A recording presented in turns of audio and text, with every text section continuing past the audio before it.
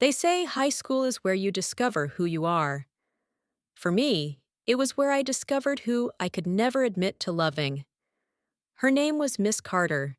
She was my literature teacher, and she changed everything.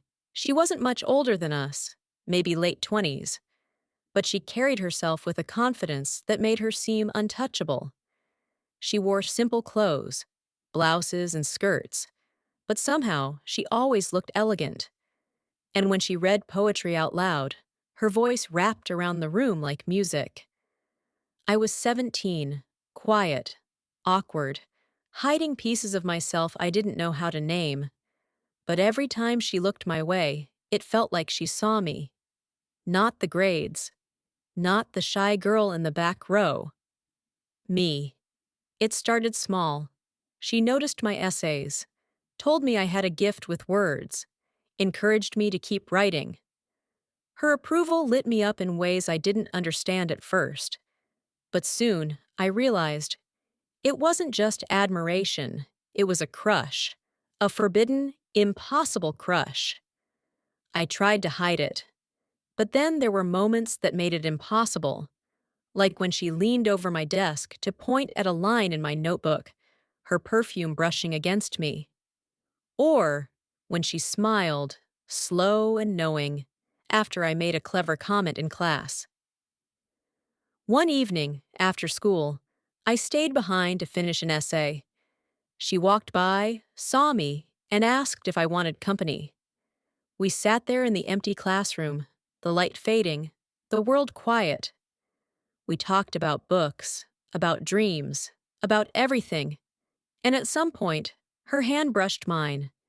It was nothing, but to me, it was everything. I went home that night with my heart pounding, replaying it over and over. Weeks passed, and our moments grew longer. She gave me books to borrow, with notes scribbled in the margins.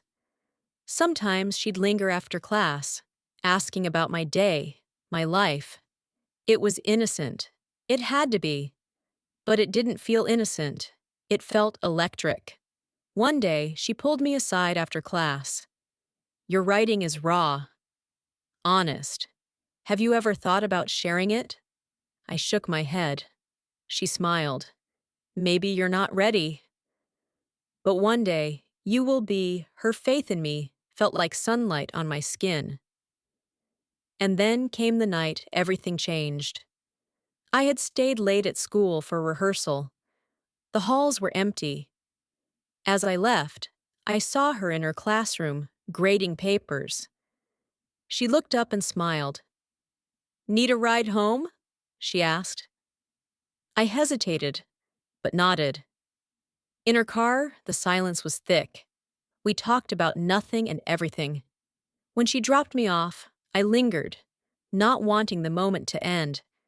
And then, I whispered, "I wish I could tell you something." She looked at me, eyes soft, waiting. But I lost my courage. "Never mind." She reached out, brushed a strand of hair from my face. Her hand lingered. And in that moment, I thought she knew. But she just said, "Good night." I lay awake for hours replaying it. I wanted to believe she felt it too, but I couldn't be sure. And then, she was gone, transferred to another school the following year. No goodbye, just gone. I was devastated, but her impact stayed. She made me believe in myself. She made me realize love could be complicated, forbidden, but still real. Years later, I became a writer. My first book was dedicated to her, to the teacher who taught me words and the feelings I couldn't name. I never saw her again, but sometimes, when I read my work aloud, I imagine her voice in the classroom, soft and steady, telling me I had a gift. And I smile, because even if she never knew, she was my first love. The one who showed me that love, even forbidden, leaves a mark that never fades. Thank you for listening to our story today. Stay with us for more journeys of love and pride. Wishing you happiness and love, always.